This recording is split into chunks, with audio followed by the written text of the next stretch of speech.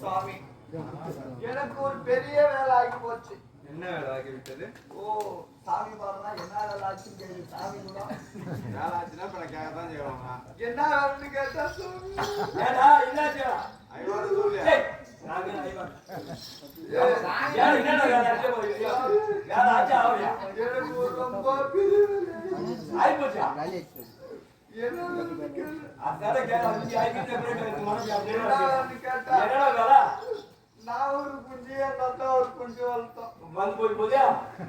2 பேரும் குஞ்சு வளர்த்தோமா. ஏடா நீ விட்டா கொஞ்சம் உட்காருங்க குஞ்சியா? அண்ணே ஆ கோழி குஞ்சு அண்ணே. உட்கார்ந்து குஞ்சிக்குதா? அப்படி சொல்றா. என் குஞ்சு அக்கா வளையாடும். ஆமா. அக்கா குஞ்சு என்ன வளையாடும். அக்காவை ஒரு மரம் தூக்கிட்டு போயிட்டாங்க. அக்காவை ஒரு மரம்னு கூட தெரியல. சொல்லு கேளு கேளு. என்ன பண்ணலாம் எதுன்னு தெரியல. சரி, என்ன பதில் சொல்லு. என்ன பண்ணுன்னு இருப்பா? என்ன பண்ணலாம். அக்கா குஞ்சு தூக்கி முடிச்சு என் அக்கா குஞ்சு தூக்கிட்டு போயிடுச்சு. அது என்ன பண்ணு? கோழி குஞ்சு கொடுக்குறியா உன் குஞ்சு கொடுக்குறியா. உனக்கு என்ன பக்தா? ஒரு குஞ்சு என்ன 1000 குஞ்சை ஐயோ கொடுக்கிறேன். பெட்டேக்கடா. நீ கேட்டு ஒரு குஞ்சு உட்காருக்கு எம்மா கூடுக்குது 1000 குஞ்சு கொடுக்குறது சாமி பாபா. சாமி பரவாயில்ல. ஏய் அம்மா பக்தேரன் சாமி மேல அட பையன் இந்த 1000 குஞ்சு கொண்டு கொண்டு விட்டு பத்திரமா காப்பாத்துற போற பகவரக்கடா. சாமி அது மட்டும் இல்ல. இப்போது பார்த்தா இப்போ சாமியை இப்ப முழு உருவத்தோட பார்த்திருக்கின்ற சாமியை வந்து போட்டு செஞ்சுட்டோம். ஆமா. இப்போது உங்களுடைய சன்னதிக்கு ஏழுமலையார் சன்னதிக்கு வரணும்னா என்கிட்ட காசு கிடையாது. காசு கிடையாதுன்னா நான் ட்ரெயின்ல போறேன். செக்கிங் வேலூர்ல போறது கார்பெட்டுக்குள்ளே ஆகி கொடுத்தோம். பாத்ரூம் உள்ள லாக் பண்ணிட்டோம். நான் வரவில்லை விளையாண்டுட்டே பஸ் எடுத்த நேரத்துல பார்த்தா அக்கறை பியோ போடாதுன்னு சொல்லுறேன். பசிக்கு என்ன பண்ணுது? அது நான் ஒரு ஐடியா சொல்றேன். அது அப்பதான் சொல்றேன் சாமி. சாமி உன் ஏழுமலை சன்னதிக்கு 7 மலைக்கே நான் வரணும். அதனால கையில காசு இல்ல. உன் கூட்ட கொட்டோ கொட்டு கொட்டு கையில காசு நம்ம அக்கா அம்மா சிவகங்கரா அச்ச விட்டாங்க ட்ரெயின்ல அம்மா காசு அம்மா தந்துறாங்க. இதோ புத்தி அவருக்கு ஏழுமலை கொட்டோ கொட்டு கொட்டுது பணம். உங்க கூட்டா நமக்கு போடுங்க. அதோட நமக்கு போடுங்களா? குடுக்குறாரு என்ன பண்றாரு? பாதி பணம் பாதி கொடுத்தா போதும். அப்ப அது பங்கு தெரியா? நான் சொல்வதை கவனமாக கேள். ஒரு மஞ்சள் வேட்டி வாங்கிக்கொள். இடுப்பில் சுற்றிக்கொள். ஒரு சொம்பை எடுத்துக்கோ. அது மேலேயும் ஒரு மஞ்சள் தூள் போட்டு ஒரு ஓட்டை போட்டுக்கோ. என்ன பண்ற? கோவிந்தா கோவிந்தான்னு என் பேரை சொல்லி ஊர் ஃபுல்லா சுத்து. ஓ ஊர் ஃபுல்லா உங்க நாமத்தை சொல்ல வேண்டும். ஊர் ஃபுல்லா சொல்லி சுத்து.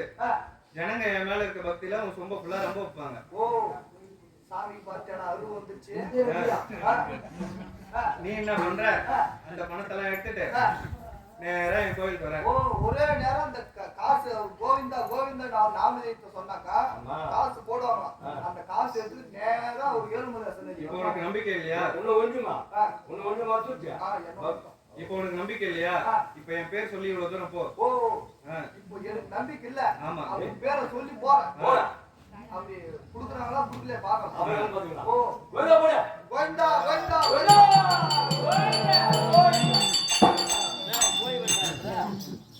கோவிந்தா நீங்களே போடலாமா?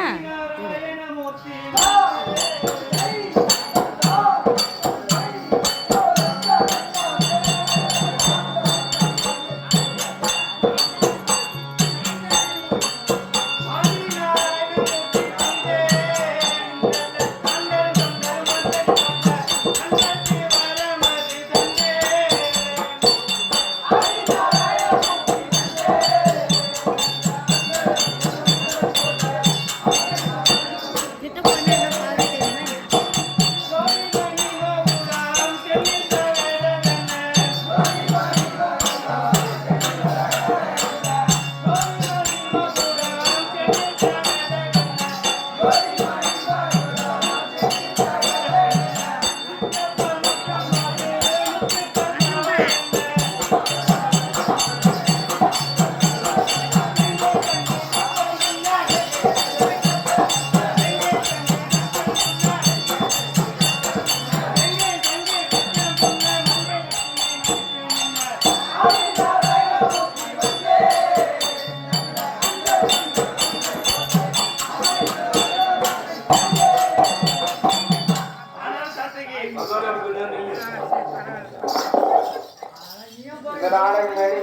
என்று தெரிந்து கொண்டாயா? செக்கின பகவானே ஐயா எனக்கு ரத்தம் பங்குதான் லட்சியா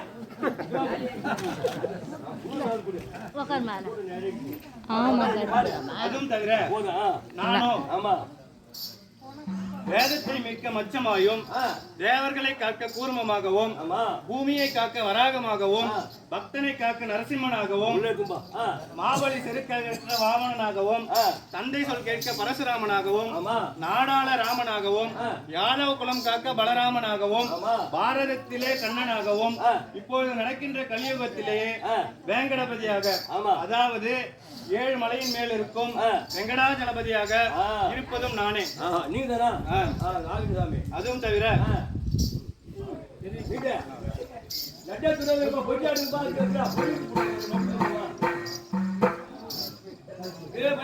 வரடே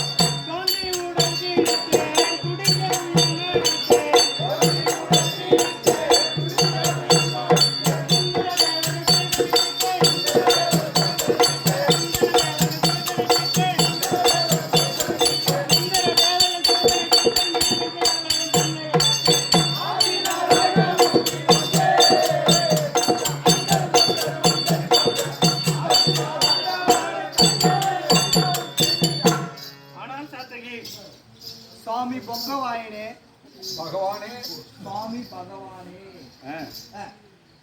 அதாவது நானும் கிருஷ்ணராக அவதாரம் எடுத்து கோகுலத்திலே வளர்கின்ற சமயத்தில் நானும் என்ன அண்ணனாகப்பட்ட பலராமனும் விளையாட்டுத்தனமாய் மண்ணை அள்ளி உண்டோம். அப்பொழுது என் தாயாகிய யசோதையோ என்ன செய்து கொண்டிருக்கிறாய் என்று கேட்டார்கள். அவர் நான் மண்ணை உண்டிருப்பதை அறிந்து என் வாயை திறந்து பார்த்தார்கள். சரி, அந்த வாயில் இந்த அகில அண்டமே தெரிந்தது. சரி, அவ்வாறு விளையாட்டு சிறுவனாயிருந்த நான் நரசிம்ம அவதாரத்தில் இரணியன் என்னும் ஒரு அசுரன் இருந்தான். சரி, அதாவது அவன் என்னை வெறுத்து அவனே தெய்வம் என்று கூறிக்கொண்டான். சரி, மக்கள் அனைவரையும் அவர் மந்திரத்தையே உச்சரிக்கும்படி செய்தான். சரி, ஆனால் அவனுக்கு பிறந்த மகனோ இதற்கு எதிர்மாறாக இருந்தான். சரி, அவன் என்னை முழு முதல் கடவுளாய் நம்பினான். சரி, அவன் தந்தையிடம் அவர் மந்திரத்தை உச்சரிக்காமல் என் மந்திரத்தை உச்சரிக்கும் பொழுது அவன் மேல் ஆத்திரப்பட்டு அவனை கொல்லவும் முற்பட்டான். அப்பொழுது நானோ என் பக்தனுக்காக தூணில் நரசிங்கமூர்த்தியாக வந்தேன். அதோடு மட்டுமல்லாமல் நரசிங்கமூர்த்தியாக வந்த நான் அவனை என் மடியில் அமர்த்தி அவனுடைய மார்பை பிளந்து கொண்டேன். அதாவது எனக்கு விளையாட்டு குணமும் தெரியும், என்னை எதிர்ப்பவர்களை அழிக்கும் குணமும் உண்டு. அதுவும் தவிர தன்னை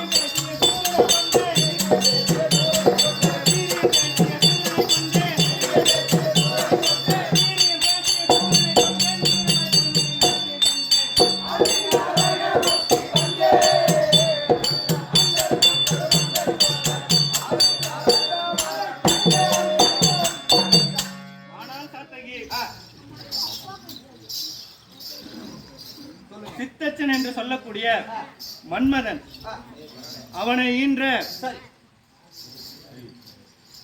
வேணுகோபாலன் ஆகிய நான் ஒரு சமயம் பத்மாசுரன் என்னும் ஒரு அசுரன் சிவபெருமானை நோக்கி ஆழ்ந்த தவத்தில் இருந்தான். சிவபெருமானும் அவருக்கு வரம் கொடுக்க சம்மதித்து காட்சியளித்தார். அவனோ வினோதமான ஒரு வரத்தை கேட்டான். அதாவது அவன் யார் தலை மீது கை வைத்தாலும் அவர் பற்றி எரிந்து விட வேண்டும். வரம் பெற்ற பத்மாசுரனோ நாம் பெற்ற வரம் உண்மையா அல்லது பொய்யா என்று சோதிக்கும் பொருட்டு வரம் கொடுத்த சிவனின் தலையிலேயே கை வைக்க துணிந்தான். வரம் பலிக்குதா பலிக்கலையா பார்க்கறதுக்காக சிவன் தலையிலே கை வைக்க துணிந்தார். அப்பொழுது சிவபெருமானோ காடு, மலை, குன்று, குகை ஆகிய அனைத்து பகுதிகளிலும் சென்று ஒளிய தொடங்கினார்.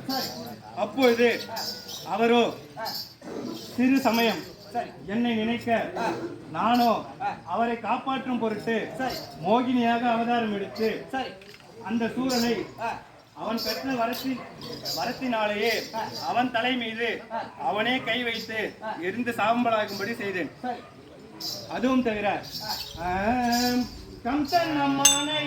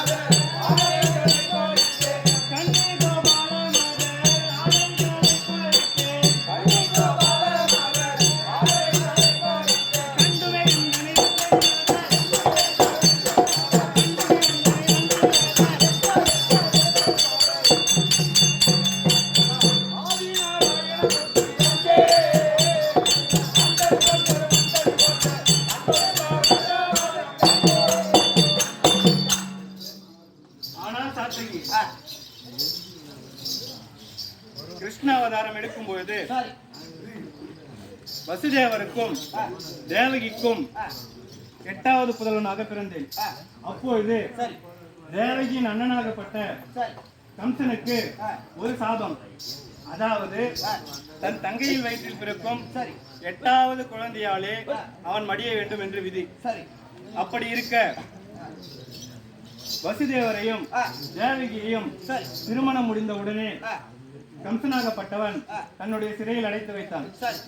தொடர்ந்து 6 குழந்தை பிறந்தது. அந்த 6 குழந்தைகளையும் கம்சன் கல்லில் மோதியே கொன்று விட்டான்.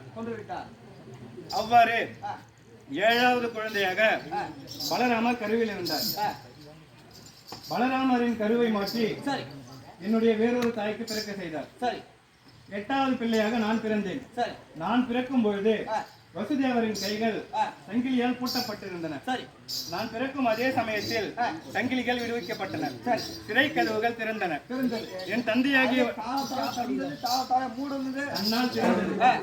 வசுதேவரோ என்னை அழைத்து சென்று நந்தகோபனுடைய கோகுலத்தில் விட வேண்டும் என்று அவர் என்னை ஒரு கூடையை சுமந்து சென்றார். செல்லும் சமயத்தில் சரியான மழை. அப்பொழுது நான் பயணித்திருக்கும் ஆதிசேஷனோ குடை போல எனக்கும் என் தந்தைக்கும் பாதுகாவலனாய் வந்தார். அதோடு மட்டுமல்லாமல் யமுனை நதி வெள்ளம் பெருக்கெடுத்து ஓடியது. ஆனால் என் தந்தை செல்லும் பொருட்டு அவருக்கு வழிவிட்டது. இவ்வாறு கிருஷ்ணாவதாரத்தின் முதல் நோக்கமே கம்சனை மடிப்பது. அவரையும் மடித்தேன். அதோடு மட்டுமல்லாமல் நான் கோகுலத்தில் இருந்தது வெறும் 3 ஆண்டு 4 மாதம். இதில் நான் நிகழ்த்திய லீலைகள் ஏராளம். அதில் ஒன்று, கன்னி பெண்கள் ஒரு ஆற்றங்கரையில் குளித்துக் கொண்டிருந்தார்கள். எனக்கு நான் விளையாட்டுத்தனமாய் அவருடைய ஆடைகளை பறித்து சென்றேன். அந்த பெண்கள் குளித்து திரும்பி வரும் சமயத்தில் அவருடைய ஆடைகள் அங்கு இல்லாமல் இருப்பதை கண்ட அவர்கள் கோபியஸ்ரீகள் அவருடைய ஆடைகள் இல்லாமல் இருப்பதை கண்டு அவர்கள் வந்து என்னிடம் முறையிட்டனர். நானும் குழந்தை என்ன செய்திருப்பேன்? உங்களுக்கே நாய் மாதிரியா பெரியார் தயிரை போட்டுனது அதெல்லாம் நாய் மாதிரியா அது பொங்க மரத்தமல் ஏறி போந்துருச்சு. நானும் அந்த கோபியஸ்திரிகள் என்னிடம் வந்து முறையிட்ட பிறகு அவருடைய ஆடைகளை திருப்பி அளித்து அவர் வேண்டிய வரத்தை அளித்தேன் அல்லவா? இப்பொழுது நமது வைகுண்டத்தை நோக்கி ஏதோ வீணை வசை கேட்கின்றது. எனக்கு என்னவோ நாரதர் ஏதோ கனகத்தோடு வருகிறார் என்று நினைக்கிறேன்.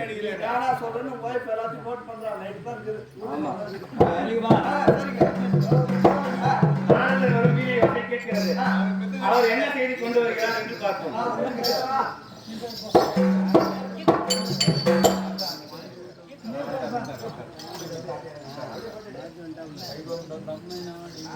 உண்மை நாடி யாரோ நாரத மகாமுனிவர் வந்திருக்கிறார். உங்களுடைய அழைப்பு என்ன?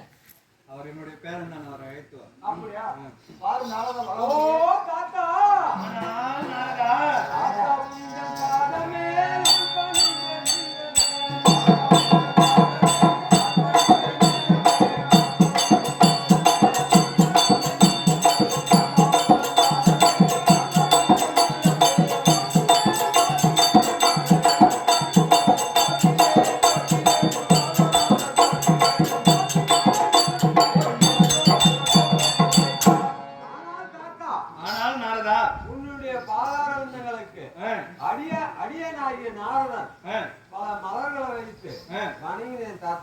ஆனால் பேரா, நீ என்னுடைய பாதார விந்தத்தை பணிந்தபடியால் இந்த தேவலோகத்தில் சிரஞ்சீவியாய் வாழ்ந்திருப்பாய். எழுந்திரு. ஆனால் நாரதா,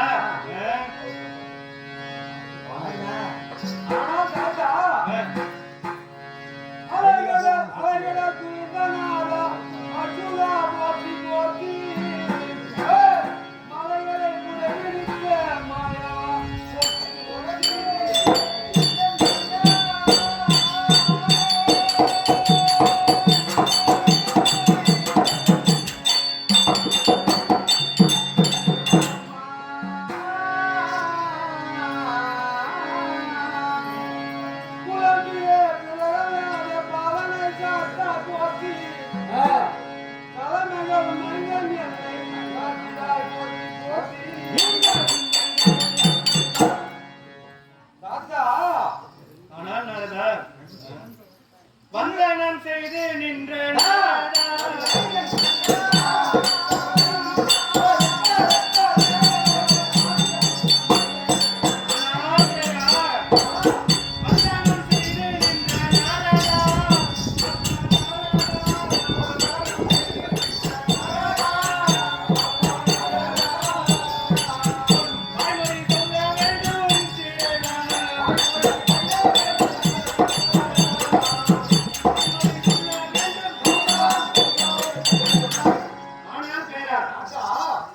என்னுடைய பாதார விந்தத்தை ஆதாரமாக சேவித்தபடியினால் நீ என்றென்றைக்கும் இந்த தேவலோகத்தில் சிரஞ்சீவியாய் வாழ்ந்திருப்பாயப்பா.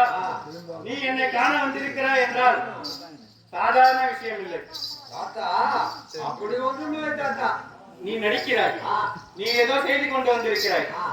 அது என்னவென்று எனக்கு தெரிவிப்பாயப்பா.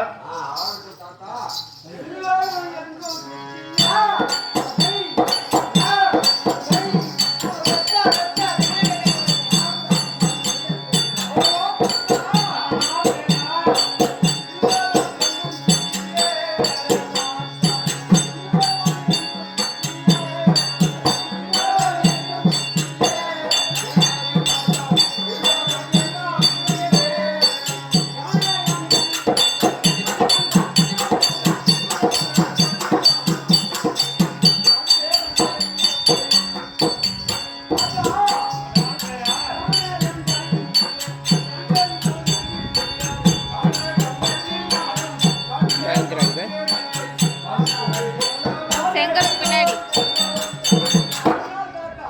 ஆனால் நாரதா, நான் திருலோகம் எங்கும் சுற்றி வந்தேன். வருகின்ற பொழுது காணகத்தில் அந்த வாராவி ஒரு செய்தியை கண்டேன். அது சொல்லிட்டு போறான் என்றுதான் தாத்தா வந்தேன். ஆனால் நாரதா, சூரத்தாய் தந்தை நாமம்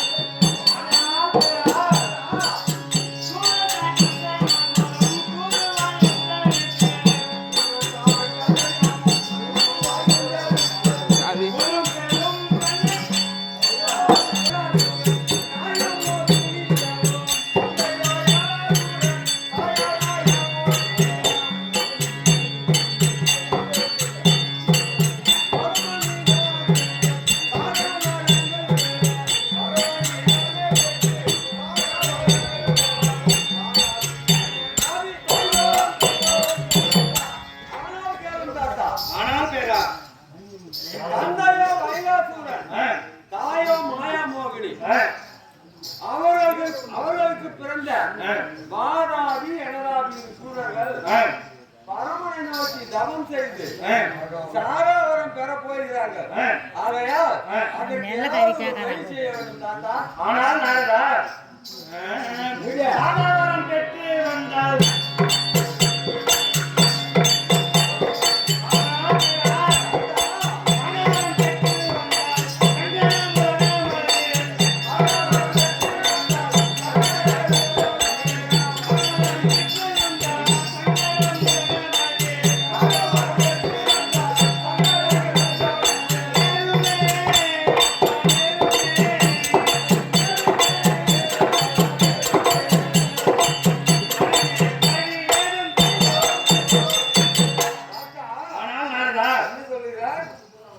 அந்த சூரர்கள் சாதாவரம் ஈசனை நோக்கி தவம் செய்து சாதாவரம் பெற்று விட்டார். அதாவது என் மைத்தோனாகிய பரமசிவனோ யார் என்ன கேட்டாலும் அப்படியே கொடுத்து விடுவார். அவ்வாறு அந்த சூரர்கள் கேட்கும் சாகாவரத்தை அப்படியே கொடுத்து விட்டால் இந்த உலகத்திற்கு பெரும் துன்பங்கள் வந்து நேரிடும். இதற்கு நீ ஏற்கனவே ஒரு தந்திரம் வைத்திருப்பாய். அது என்னவென்று எனக்கு தெரிவிப்பாயப்பா. ஆனால் பேரா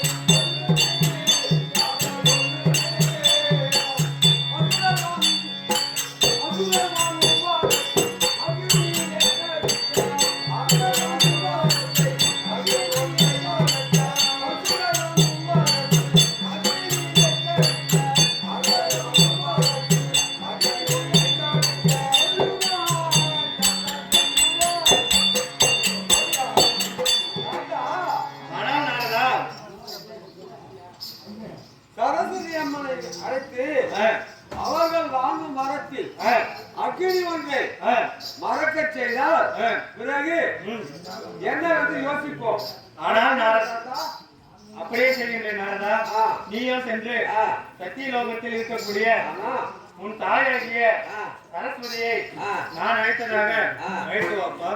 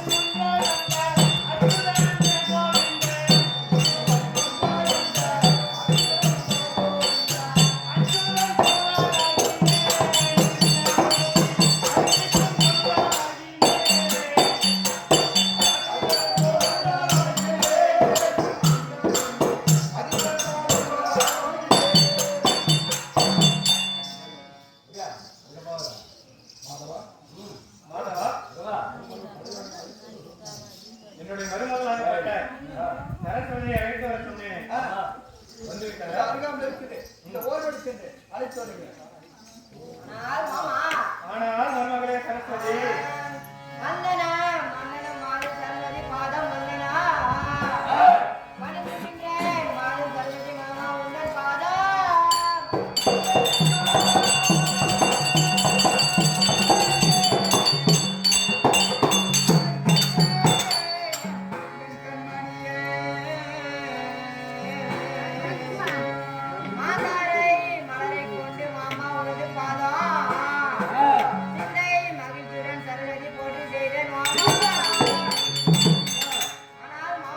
ஆனால் மருமகளே சரஸ்வதி பொறுப்பான பாதங்கம்மனுக்கு உங்கள் மருமகளாகிய சரஸ்வதி அநேக கோடி வந்தனம் மாமா. ஆனால் மருமகளே எழுந்திரு. மங்களே உந்தனிடம்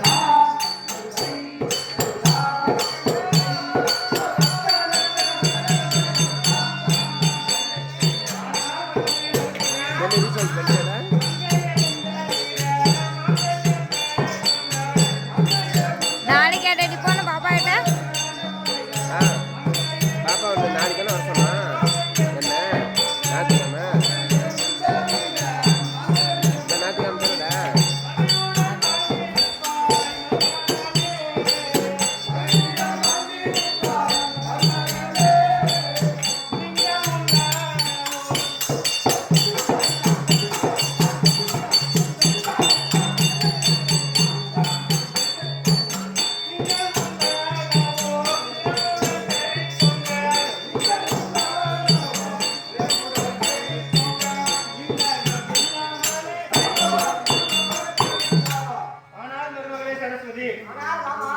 என்னுடைய பாதாரத்தை சேவித்தபடியினால் நீயோ சத்தியலோகத்தில் என்றென்றைக்கும் சுகமாய் வாழ்க்கையமாக எழுந்திரு.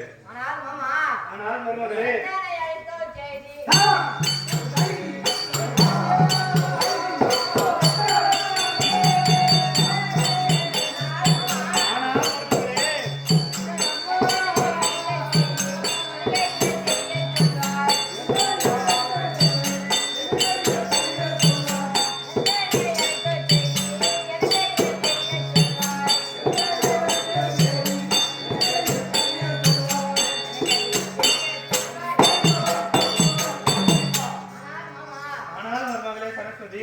சபை முன்பாக என்னை அழைத்த காரணம் எனக்கு தெரிவிக்க வேண்டும் மாமா. தெரிவிக்கிறேன் அம்மா. வேதகன் தேவி யாரே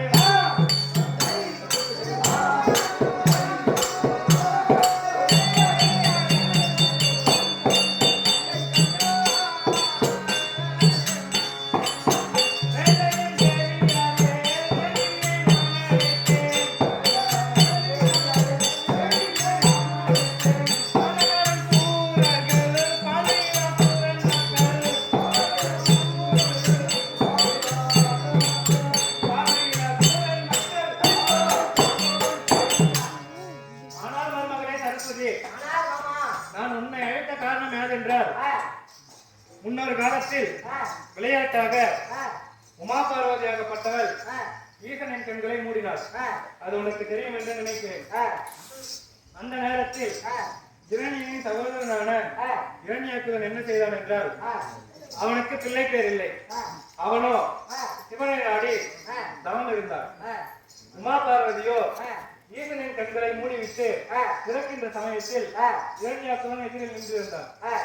அப்பொழுது சிவனோ தன்னை கோரி யார் வரம் கேட்டாலும் கொடுக்கக்கூடியவர். அப்படி இரண்யாக்குதன் பிள்ளை பேரு கேட்டான். அந்த ஈசனின் வரத்தினாலே இரண்யாக்குதனுக்கு 2 குழந்தைகள் பிறந்தன. அதாவது பார்வை இல்லாமல் ஒரு குழந்தை, அவனுடைய பெயர் அந்தகாசுரன், மற்றொருவர் பெயர் சம்பகாசுரன். அந்த அந்தகாசுரனுடைய வழியிலே சிங்கத்துவஜன், அவனுடைய மகன் விப்ரஜித். அந்த விப்ரஜித் என்பவனுக்கு ஜெயசூரன், விஜயசூரன், வயலாசூரன், சோமுகாசுரன் என்னும் 4 புதல்வர்கள். அந்த 4 பேரிலே வயலாசுரனுக்கும் மாயாமோகினிக்கும் இவர்கள் இருவருக்கும் காம ஆசை மிகுதியாக 2 பாலர்கள் பிறந்தார்கள். ஆனால் மருமகளே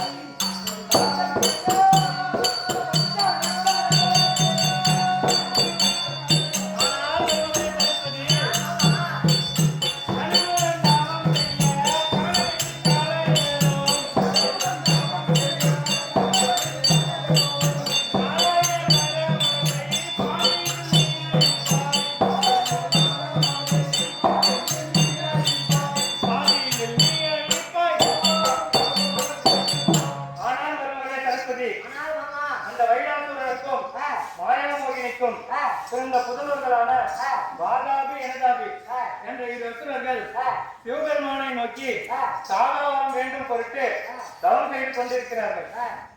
எனவே நீயோ அவருடைய தவத்தை கலைக்க வேண்டும் அம்மா. ஆனால் மருமகளே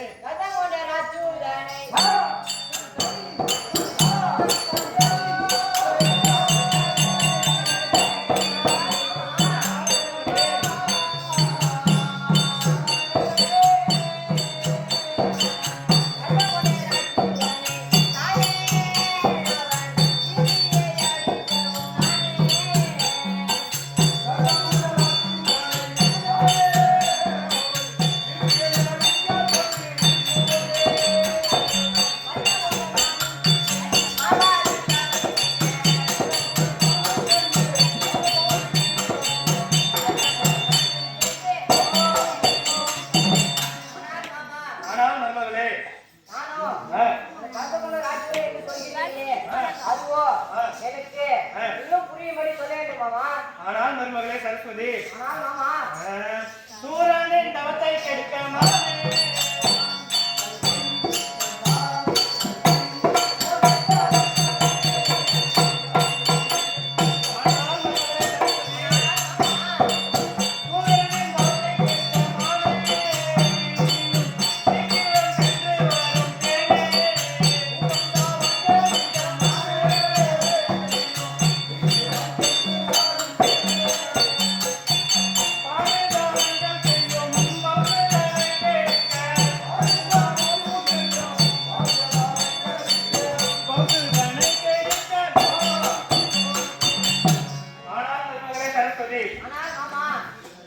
இதற்கு முன்னாலே பல அரக்கர்கள் சிவபெருமானிடம் வரம் வாங்கி அந்த தேவர்களை கொல்லாத இம்சை செய்துள்ளார்கள். இவர்களும் ஒன்றும் சளைத்தவர்கள் அல்ல. இவர்களும் மீண்டும் அதே வேலையைத்தான் செய்வார்கள். எனவே நீயோ சென்று அவருடைய வரத்தை கெடுப்பாயம்மா. ஆனால் மருமகளே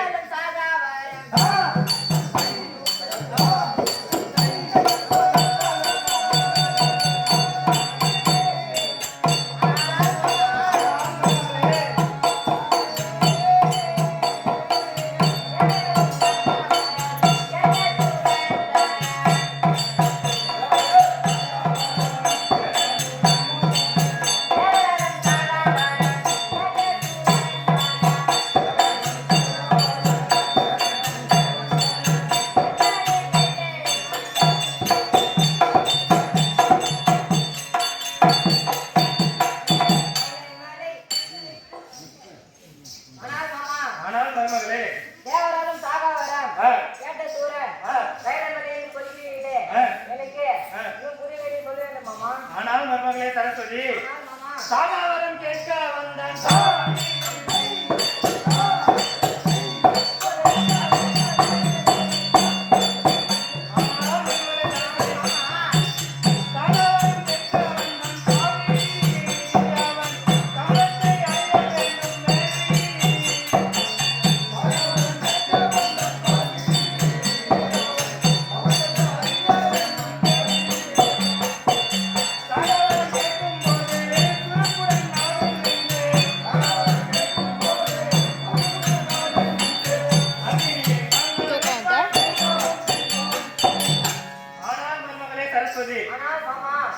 அந்த வாதாபி எனதாபி என்ற இரு அசுரர்கள் சிவனை நோக்கி சாகாவரம் பெறப் போகிறார்கள். நீயோ அவர்கள் வரம் வழங்கும் சமயத்தில் அவர்களின் நாவில் அக்னி என்ற வாற்றை மட்டும் வரவிடாமல் பார்த்துக்கொள். மற்றவற்றை பின்னால் கவனித்துக் கொள்ளலாம். ஆனால் மருமகளே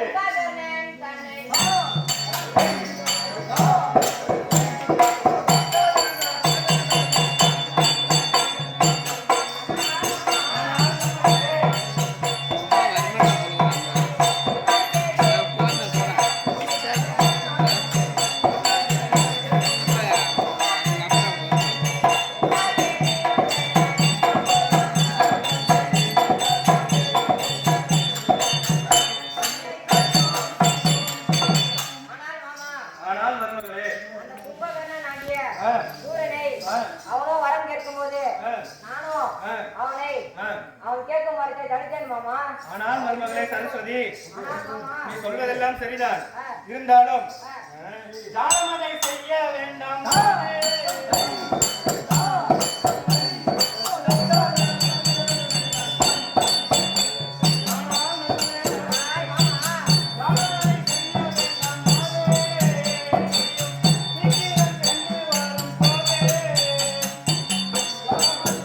ஏண்டா பையன்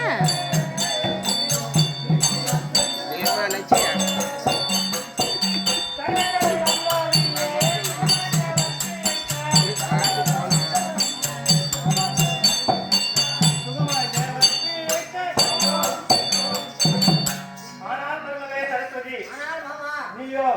வீண்டாலும் தெரியாமல் விரைவாக சென்று அந்த சூரியனை நாவில் அக்னி என்ற வார்த்தையை மறைத்தால் மட்டுமே நாம் தேவர்களை ரட்சிக்க முடியும். எனவே நீயோ வீணாக தானம் செய்யாது, உடனடியாக சென்று நான் சொன்னதை செய்து விட்டாய் அம்மா. அப்படியே மாமா